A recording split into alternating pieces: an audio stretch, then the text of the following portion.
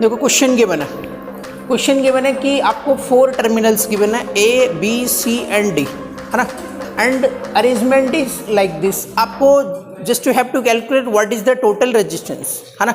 आपको first case में resistance जो वैल्यू पूछा है वो पूछा है what is the value of R A D, that means total resistance between terminal A and D.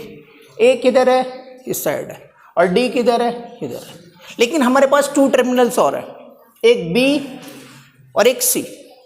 अगर सपोज हमसे पूछता कि what is the total distance between B and C, तो हमको जो मेथड था या फिर अलग तरीके से उसको हैंडल करेंगे। अगर आपसे पूछता सपोज ए और सी के बीच में टोटल डिस्टेंस कितना है, तो फिर आपके पास दूसरा मेथड होगा, मतलब उसको हैंडल करने का डिफरेंट वे होगा। अगर आपसे पूछेगा बी और डी, तो मे भी इसका डिफरेंट आंसर होगा। तो अभी मैं फाइंड क्या कर रहा हूँ, ए और डी, उसके बाद प्रोसीड करूँगा। तो देखो, जब आप ए डी के अकॉर्डिंग फाइंड आउट कर रहे हैं तो आपके पास ना ये देखेगा, ये आपको क्या दिखेगा, ओपन सर्किट है ना। ये रेजिस्टेंस कैसा है sir, open circuit, that means there will be no current. इसमें क्या है sir, there will be no current, और इसमें भी क्या होगा sir, no current, because I am considering only 2 terminals A and D. तो फिर redraw this diagram, then diagram something like this, ठीक है। अगर आप इसको रीड्रॉ कर देंगे तो ऐसा, ये इल्यूमिनेट कर दिया, किसी एलिमेंट में अगर करंट ही नहीं जा रहा है तो रेजिस्टेंस का कुछ मीनिंग नहीं है, समझ आया क्या। अगर किसी एलिमेंट में करंट ही फ्लो नहीं हुआ तो रेजिस्टेंस का मीनिंग नहीं ना। तो मैंने ये इल्यूमिनेट कर दिया, तो आपके पास रिमेनिंग पार्ट ये बचा। अब आपको क्या दिखेगा, ये 10 and 10 कनेक्टेड इन सीरीज, तो it becomes what, series. And कितना, ये इसकी वैल्यू कितनी होगी सर, तो आप बोलेंगे these also are connected in series. तो 10 and 10 20 and this is also 20, तो डायग्राम विल लाइक दिस।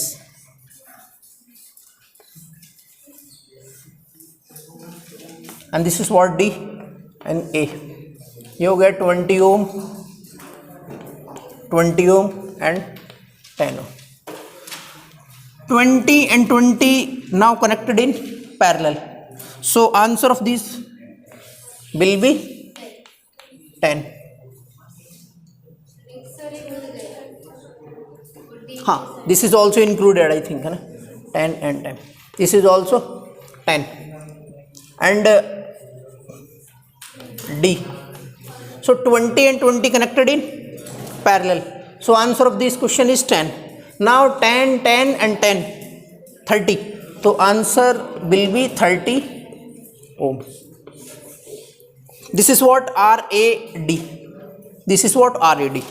अगर आप इसको आपको सिमिलर मैनर में अगर इसको प्रोसीड करेंगे, suppose I want B into C, तो you will get clearly RBC also 30 ohm. Otherwise you can proceed, जैसे अभी मैंने इस क्वेश्चन को हैंडल किया, तो for B and C, for B C you can eliminate what, A and D, then diagram will same look like this, है ना, same, and answer is also same. तो आंसर ऑफ ए डी और answer of B C will be 30 ohm. Another one is कि suppose I want RAC, suppose I want RAC, then for RAC these B terminal and D terminal, there will be no current, if there will be no current then there is no meaning of resistance, है ना, कुछ resistance को आप कोई meaning ही नहीं है। तो diagram कैसा दिखेगा आपको, तो डायग्राम कुछ ऐसा दिखेगा,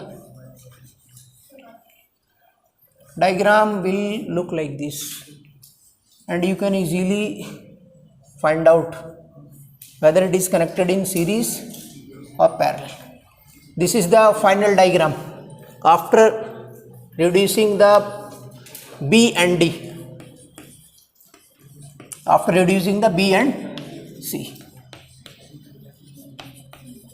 Now you can easily identify 10 and 10 connected in what, series.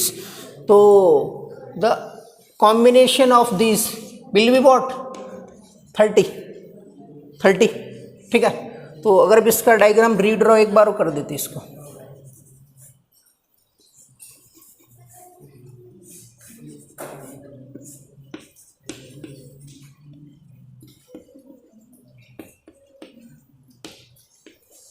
this is what A and this is what C. Now 30 and 10 connected in what? Parallel. So just you have to multiply 30 multiply 10 upon 30 plus 10. It becomes 300 divided by 40 and this is what? 30, that means 15 by 2 or we can say 7.5. ठीक है. Now you can eliminate these two branch and simply replace by one resistance having the value of 7.5. The diagram becomes like this. ठीक है. First having the value 10 ohm and this is what 7.5 and this is also, this is terminal is C and this is what A. Now all are connected in series. 10 plus 10 20, 20 plus 7.5, the answer is RAC is 27.5. Suppose now I want to calculate what is the RBD, suppose RBD. For RBD I can eliminate terminal A and C, then you got same answer. RBD, you will get same answer what? 27.5 ohm. So final conclusion of this question is, in this model 4 type of question they ask, suppose terminal is A, C, B and D, and you have to calculate what? A into D. For AD, B and C you can eliminate, and for AC, B and D you can eliminate, and for BC you can eliminate A into D, and for BD you can eliminate A into C. तो depends on situation you can handle. ठीक है. तो अभी तक जो exam में आपके question आया वो आया था A इंटू डी का.